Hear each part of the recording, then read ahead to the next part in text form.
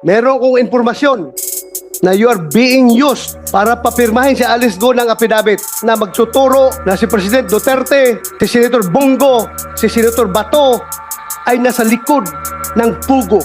Merong tao from Malacanang nag-uutos sa'yo. Meron akong information. I can pin you down, my God. Sir, there was no affidavit po. That's Wow. not true, sir. Alice, pumunta siya doon sa'yo two times? Opo, 2 times po. Pumunta siya. Anong purpose ng magpunta niya doon sa'yo?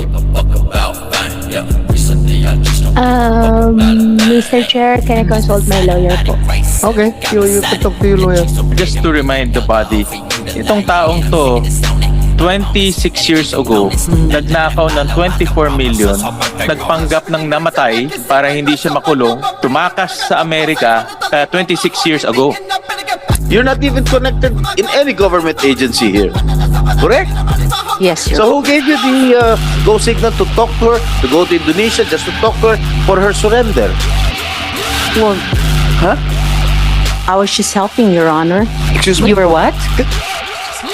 You were just helping. You're just helping who? Helping who, Madam Chair? Helping who? Laros. This is too much life. Yes. You do not make up stories here. I'm not Madali kang making up mahuli dito. stories, sir. Kaya nga, bakit nag-iisip ka nga? Oh, ang tagal mo mag-isip. Anong papel mo doon? Bakit ka pumunta ng Indonesia? At tumira ka ba doon sa Indonesia? Sino nagbayad ng hotel mo? We only stayed there, sir, for 1 day, sir. I-refund po ng ano po, ng government. Sinong government? Sinong government? Alam mo, Philippine Hirap. government? But mayroon akong information na bumisita ka doon sa kulungan ni Alice Go dito sa Pilipinas. Bumisita ka? yes, sir. How many times? 2 times. Anong purpose mo doon?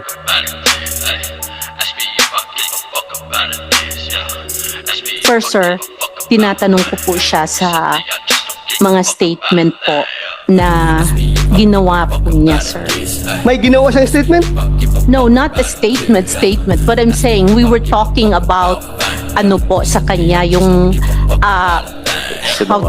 how do you say it, yung kung ano po ang nangyari sa kanya. Ano ang pakialam mo sa kanya? Sino ang kasama mo pumunta sa kulungan ni Alice Go? Yun ang tanong ko. Ako lang po, tsaka ang si attorney po. Hindi ka papapasukin doon na ikaw lang. Alam mo, galing ako dyan eh. Tuktok mo. Galing ako dyan sa custodial eh. Mahirap makapasok dyan. At sino ka para makapasok doon? Ang makakapasok lang doon, abogado, pare, kamag-anak, doktor, o opisyal. Ikaw, ano relasyon mo sa kanya? Doktor ka ba? No, Pari ka ba? O ano ka ba? no, sir. O ano? I don't have, Abogado ka ba? no, sir. Paano ka nakapasok? Who initiated the meeting? Bakit mo naisip na through Mayor Kalugay makokontak mo si Ho Huaping? Anong pagkaalam mo sa ugnayan nila? Sa pool.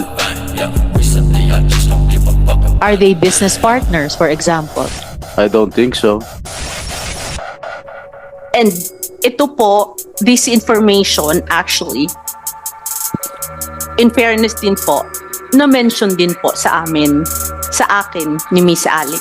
Okay. They were invited to go to Davao. Mhm.